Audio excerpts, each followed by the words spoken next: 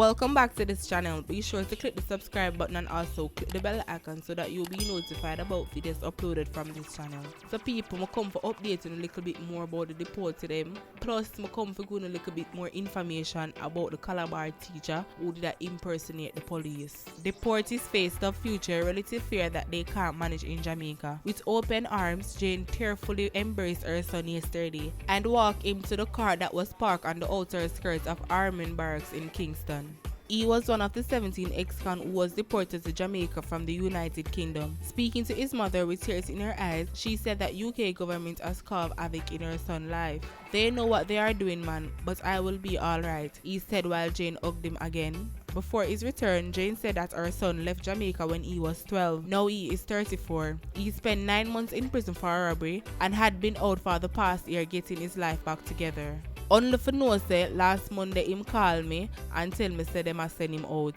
She admitted that life wouldn't be the same for her son, who has 2 young children. "If we out there and it's hard for we find job, you think I him them a go get job?" she asked. "We have to go make it out for our own. And my pitney once I have life, him have to have life too," she said. She believed that the ex-con should be allowed to stay in the UK. "If you serve your time in the country and not giving problems, why not keep them? If you did know say you're not gonna keep them, why you never send them back from then? Why you keep them and make them readjust and then grab them one day and ship them out," she said. Similar sentiments were said by John, who was there to collect his brother who has been in the UK from the age 16. He said that his brother had been living in the UK for the past 22 years and coming back is not going to be easy for him. Claiming that the system is against them, he lamented that his brother, who spent years in prison for what he considers as a bogus rape charge, was treated unfairly by the government. It is the portion left his couple-month-old baby and his 6-year-old daughter over there crying for their dad.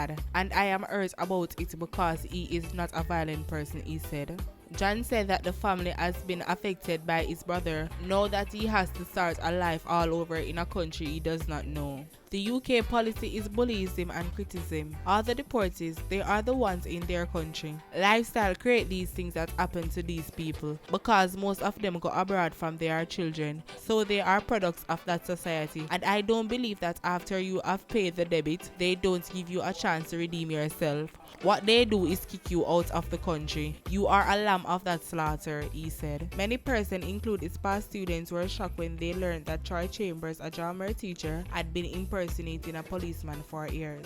He was a very strict and disciplined teacher and always tell us that this is something that he has learned from the principle of being a cop.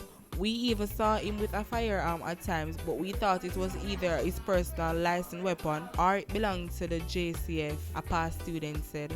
The 36-year-old educator was charged last Thursday when he carried another man into the Elston Road police station to give a statement. According to the police, Chambers introduced himself as a sergeant but was later asked to show his identification card after his actions somehow aroused suspicion.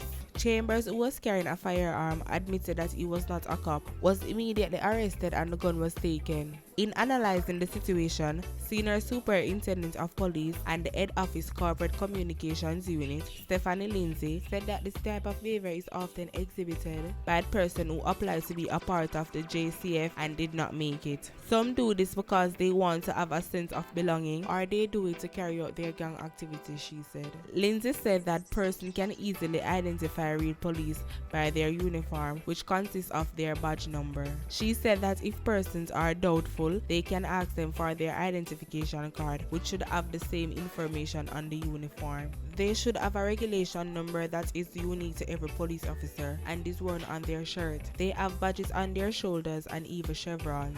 A V-shaped line or stripe on to show their ranks. A corporal has 2 chevrons, a sergeant has 3, she said. She said they should have their regulation number at all times, especially when they are on duty. They should have their ID when they are on duty, especially when they have a gun. People make false vests or even steal them, but if you are engaged in a law enforcement activity with you and you are in doubt, ask them to produce their ID, she said. Alright viewers and subscribers, that are just a few updates I have on them 2 story, but I love to hear your opinion on them, so leave them down in the comment section.